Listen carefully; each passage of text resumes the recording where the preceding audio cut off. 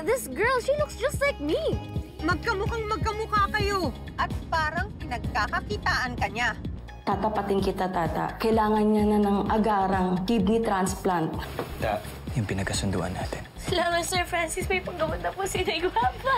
Sa totoo lang, napaka-personal niyang ginagawa mo. Yung magpanggap na asawa. Hindi mo maiiwasang maapektuhan yung damdamin mo. Nay, wala po akong nararamdaman kay Sir Francis. Parang nahulog na yung loob ko sa kanya eh. Sino nga, anak? Sino siya? Si Sir Francis! Kaya hinahanap mo yung tablet kasi nandun ang ebidensya na inaibutan na ako ng kapatid mo sa ulo. Lipstick ka! Anong ginagawa mo dyan? Pambihira ka, Reyna. Paharang-harang ka dyan. Ikaw itong tatanga-tanga. Ano ba naging kasalanan ko sa'yo? Kasalanan mo, nadidisplay mo yung pagmumukha mo. Oy, Reyna, kapag hindi ka tumigil, ipapabarangay kita. Tatawag ako ng barangay. Sige ka. Pasensya, Kate. Nadamay pa kita sa lahat ng mga komplikasyon sa buhay ko. Pinagdarasal ko na lagi kang maging masaya kasi deserve mo yun. Sir! Sir Francis! Ano isasabay mo kay Tata? Kumukulo! Kumukulo! Asido yan. Ano kung madamay ka? Alam mo, ang hirap sa'yo, parati kang kumukontra eh. I know what I am doing.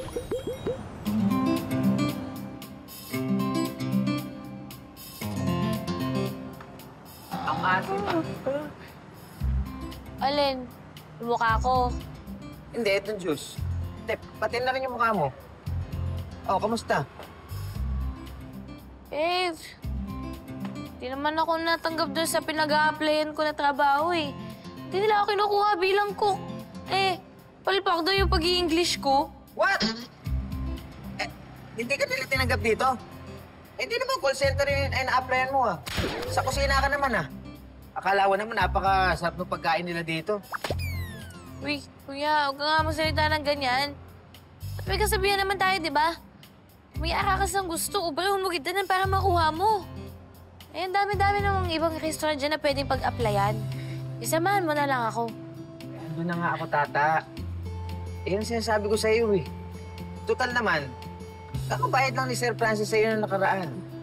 Mabuti pa, saka ka na lang maghanap ng trabaho. At saka delikado ngayon.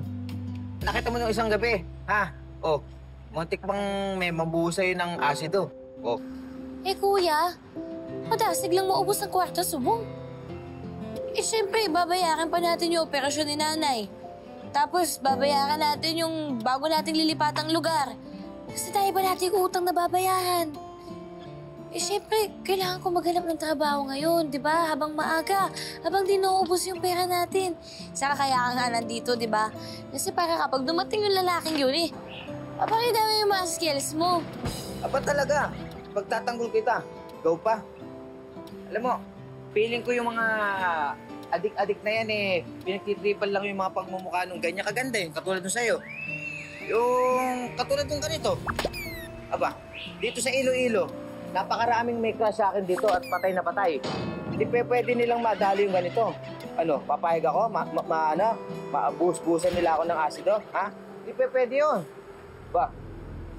Hindi ko na palalagpasin ang pagkakataon na to. Kailangan tapusin na trabaho. Basta, mag-a-apply na lang ako sa ibang restaurant. Madami naman dyan. Yun, tama. Bukas na lang. Sasamahan kita. Ito, mag-order na lang ulit ako ng juice. Siya ka ba yan? Parang mataba nga. Parang mas gusto ko yung, tamarind juice. Pineapple kasi ito Sige na, ako. Share lang ako, kuya. Share din ako. Gaya-gaya ka, no? Bakit?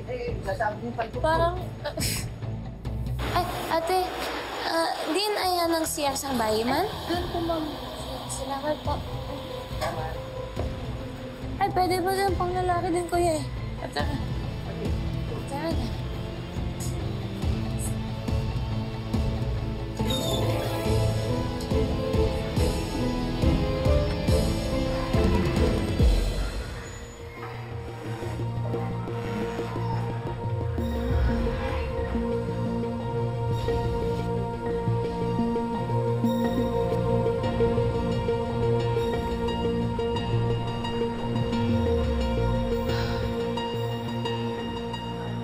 Nakakainis.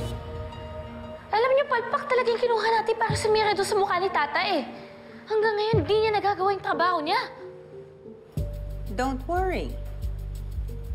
Ngayon ang deadline na binigay ko sa kanila. Hindi matatapos ang gabing ito na hindi magagawa ng inutil na yon ang inutos ko sa kanya. Manda siya sa akin. Tagal. Where are you going? Papahangin.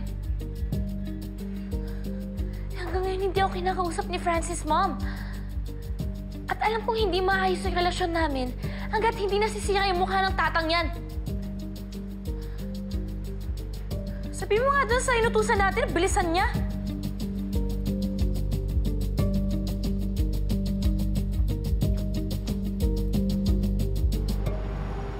Hello po, Sir Gov. May lead na po ako about sa babae na pinapahanap nyo.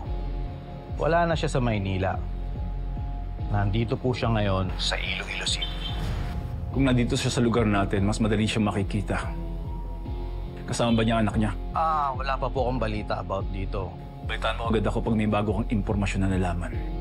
Okay po, Sir Gov. I-update ko kayo kagad.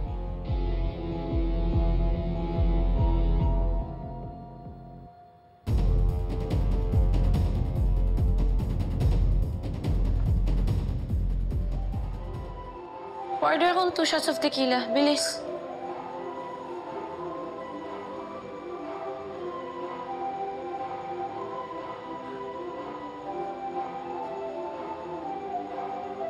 Sige na, okay na yan. Bagal-bagal.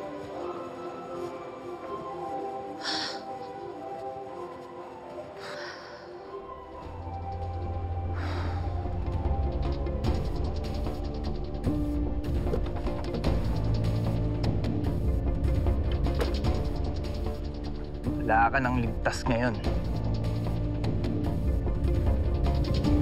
Miss, What?